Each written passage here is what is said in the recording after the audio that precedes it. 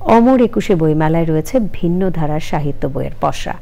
রাজনীতি, গবেষণা, বিশ্লেষণ, স্বাস্থ্যসহ নানা ধর্মী বইয়ের রয়েছে নির্দিষ্ট পাঠক শ্রেণী।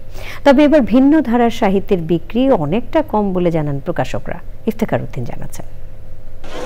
অমর একুশে বইমেলা মানে সকল ধরনের সাহিত্যের সমাহার। পদ্য গদ্যের বাইরেও ভিন্ন ধারার নানা বই প্রকাশিত হচ্ছে মেলায়। রয়েছে পাঠকপ্রিয়তাও। আজকালকার ছেলেমেয়েরা যারা পাঠক এবং স্কুল কলেজের মধ্যে যারা অধ্যয়ন করতেছে তারা এগুলির প্রতি এমনিতে একটি যোগ আছে এবং তারা আগ্রহী এগুলি পড়বার জন্য।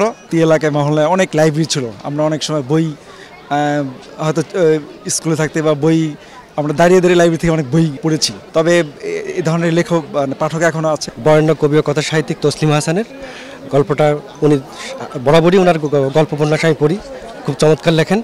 উনি আজ 32 বছর ধরে সাহিত্য চর্চা করেন। প্রবন্ধ, রাজনীতি, বিশ্লেষণ এসব বইয়ের পাঠক কমছে বলে মনে করেন প্রকাশকরা।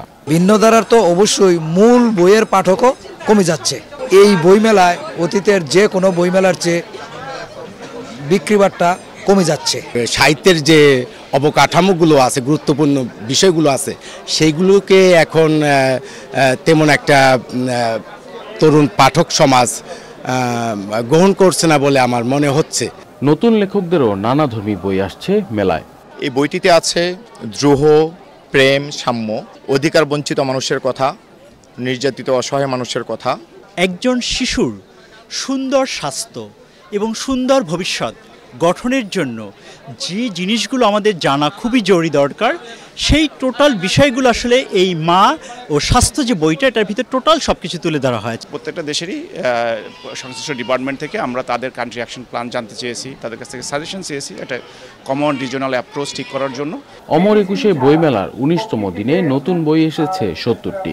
এ পর্যন্ত প্রকাশিত বইয়ের সংখ্যা 1700 ছাড়িয়েছে। Iftekhar Uddin, Channel i, Dhaka.